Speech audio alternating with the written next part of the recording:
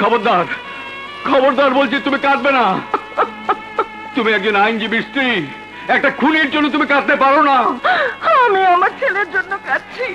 ছেলের জন্য কান্নার অধিকার সব মায়ের আছে। মা, রাজা, রাজা দাঁড়াও। তুমি যদি আমার স্ত্রী হও তাহলে এই খুনিকে তুমি বুকে তুলে নিতে পারবে না। বাহ, চমৎকার চমৎকার বাবা। খবরদার খবরদার, তুই আমাকে বাবা বলে ডাকবি না। ডাকবো না, ডাকবো না তোমাকে বাবা বলে। জন্ম দিলে কেবল জন্মদাতা হওয়া যায়, বাবা হওয়া যায় না।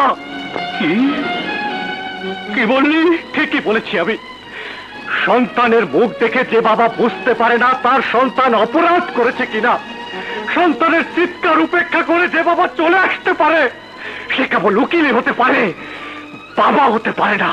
বেরিয়ে যা, বেরিয়ে যা আমার সামনে থেকে। তোর মুখ আমি দেখতে চাই না। আমি তোমার মুখ দেখতে আসিনি বাবা, আমি আমার মায়ের মুখ দেখতে এসেছি।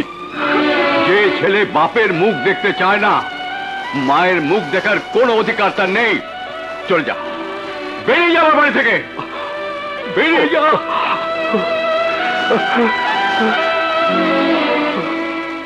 ঘোড়া মাছ গাধা মজা।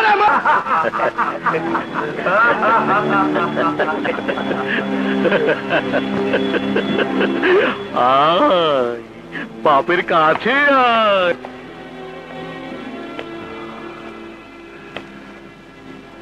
বলেন কি করতে হবে? বাহ, চমৎকার। এসেই ছেলে বাপের হুকুম চাই।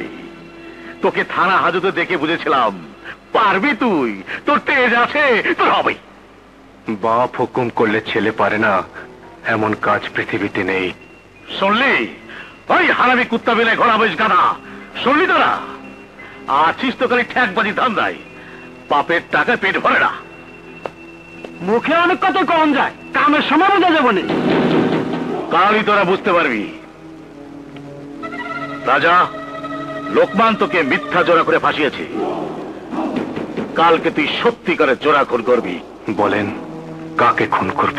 যে দুটো ছেলে ফেন্সিডিল খেতে গিয়ে মরেছে, ওই দুই ছেলের দুই বাপ এই এলাকার বড় নেতা। ওদের জন্য আমি নমিনেশনও পাই না, এমপি হতে পারি না। কাল আসবে এলাকা গরম করতে, ওই শালাদের ঠান্ডা করে দিবি।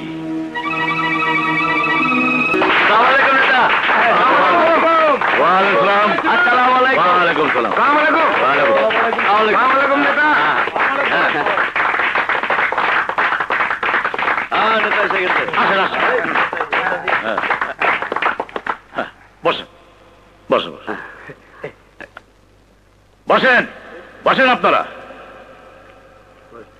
ভাই সাহেব, আজ যে মহান দুই নেতা আপনাদের সামনে এসে বসেছে, দেখেন দেখেন তাদেরকে, দেখেন কতটা ভালোবাসে জনগণকে।